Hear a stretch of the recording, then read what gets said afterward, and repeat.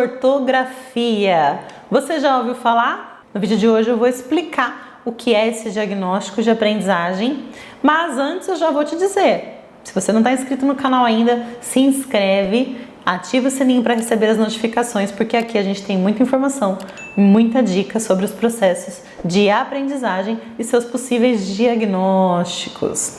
Então vamos lá, vamos falar da desortografia. A desortografia é um transtorno específico da aprendizagem, assim como é a dislexia, assim como é a discalculia, tá? São transtornos específicos da aprendizagem, um diagnóstico em aprendizagem, que dificulta o domínio e o aprendizado da ortografia, da escrita correta. Então, por exemplo, é uma pessoa que vai ter dificuldade para saber quando é S, quando é SS, quando é C cedilha, que pode fazer trocas e omissões de partes das palavras, que pode não saber utilizar os elementos gramaticais corretamente, que pode separar ou juntar indevidamente as palavras dentro da frase.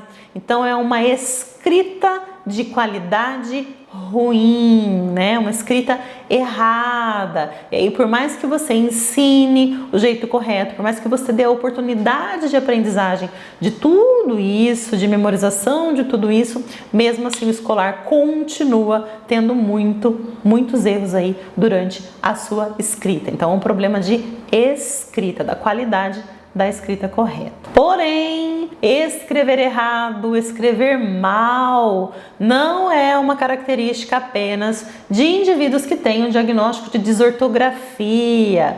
Infelizmente, está cada vez mais comum muitos erros na hora de escrever por pessoas típicas, por escolares típicos, e a gente vai discutir um pouquinho agora por que isso está acontecendo, porque é cada vez mais comum a gente ver pessoas que não têm diagnóstico nenhum escrevendo muito errado, apesar de ter estudado, apesar de estar escrevendo, estar lendo e ainda assim apresentando muitos erros na hora de escrever. Primeiro, a ortografia não tem ganhado o foco necessário na hora do ensino. Então a gente vê que é muito comum ter um foco maior na ortografia quando isso se torna um conteúdo da apostila. Isso vai demorar um pouco para acontecer porque essas regras ortográficas elas vão vir muitas vezes depois dos anos iniciais de alfabetização, quando a criança já lê e já escreve. A gente precisa começar a pensar em ortografia lá atrás. Então, por exemplo, as habilidades de princípio alfabético são habilidades que facilitam o domínio da escrita correta. Se você não sabe o que é princípio alfabético, você vai lá, procura aí nos vídeos do nosso canal que eu tenho um vídeo explicando o que é o princípio alfabético e quais são as habilidades que você precisa desenvolver com as crianças já na educação infantil para que elas possam ser boas no estabelecimento de relação letra e som, grafema e fonema, ok? E aí você já vai entender porque que princípio alfabético é muito importante aqui para dar uma base para a ortografia. Então a gente vê que tem muitas lacunas que precisam ser preenchidas no processo de ensino das nossas crianças para que na hora que elas se depararem com a dificuldade ortográfica da nossa escrita, porque é sim muito difícil escrever a nossa língua portuguesa, nós já vamos saber por que também. Quanto melhor eu for no princípio alfabético, melhor eu for em consciência fonológica, então tudo aquilo que é trabalhado na educação infantil e anos iniciais de alfabetização vai garantir que a minha criança construa um processo ortográfico muito melhor. O segundo ponto que também atrapalha o desenvolvimento da ortografia correta é a diminuição na leitura. Então, um dos mecanismos que o nosso cérebro utiliza para formar memórias de escrita correta é visual. Então, o que acontece?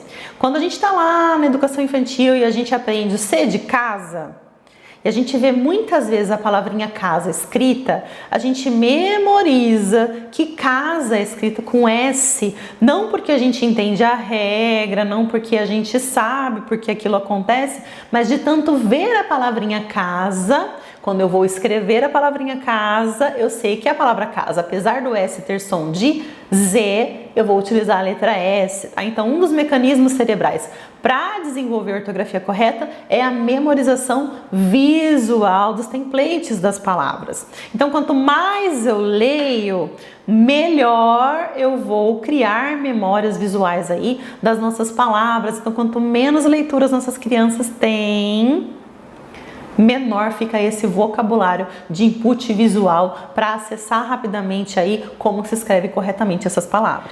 E um terceiro ponto que também pode atrapalhar o bom desenvolvimento da ortografia correta é que a gente também vem escrevendo cada vez menos e utilizando também cada vez menos as palavras por completo, as palavras inteiras. Então lá na rede social, muitas vezes eu vou abreviar as palavras. Eu vou utilizar, por exemplo, TB para falar também, VC para falar você. E isso vai diminuindo a nossa capacidade de escrever corretamente, já que eu não fico me preocupando muito se as palavras estão corretas ou não. Antigamente nós escrevíamos cartas, nós escrevíamos muito mais textos. A demanda para escrita e leitura era muito maior. Com a chegada da rede social, com a chegada da tecnologia, apesar de se ter muitas opções de leitura aí no mundo tecnológico, nós acabamos por muitas vezes fazer leituras rápidas, leituras objetivas e escrever da maneira mais curta possível, ou então mandar um áudio que fica mais rápido e fica mais prático. Então o uso da escrita também acabou diminuindo e isso também interfere no desenvolvimento da ortografia. Mas vamos voltar ao diagnóstico de desortografia. Por que eu falei de toda essa dificuldade, toda essa demanda de erros ortográficos por várias pessoas, por vários escolares? Porque muitas crianças vão apresentar, muitos escolares, muitos indivíduos vão apresentar erros de escrita constante, em grande quantidade, porém, a grande maioria não tem diagnóstico de desortografia. E como que eu faço para separar o joio do trigo, para saber quem tem diagnóstico de desortografia e quem tem, na verdade, uma dificuldade, uma falta de estímulo, uma falta de oportunidade para aprender ortografia correta? O que nós sempre falamos aqui nos nossos vídeos, que é a avaliação especializada em aprendizagem, intervenção e reavaliação.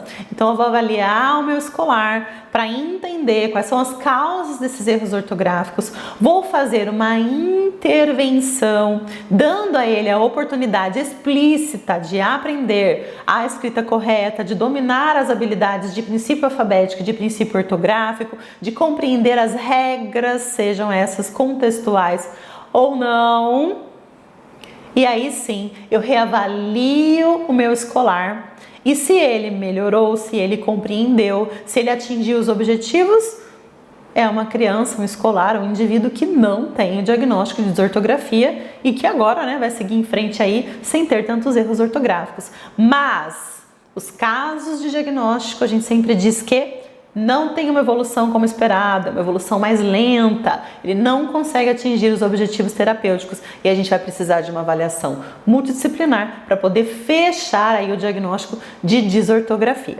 O diagnóstico de desortografia geralmente vem junto a outros diagnósticos, Então a gente pode encontrar muitas vezes um escolar que tem dislexia e que também tem a desortografia, um escolar que tem o TDAH e que também tem a desortografia. Então por isso a investigação precisa ser realmente minuciosa e especializada para que a gente não cometa o erro de dar um diagnóstico apenas para uma criança que tem mais de um diagnóstico, Ou errar o diagnóstico e aí acabar dificultando o processo de melhora e de auxílio escolar para as nossas crianças. E se você quiser entender mais sobre esse universo dos diagnósticos, acesse o link aqui embaixo que você vai conhecer os nossos cursos, os nossos materiais, os nossos produtos que facilitam o seu dia a dia aí no trabalho dos consultórios e também nos trabalhos educacionais, tá bom? E eu espero você no próximo vídeo.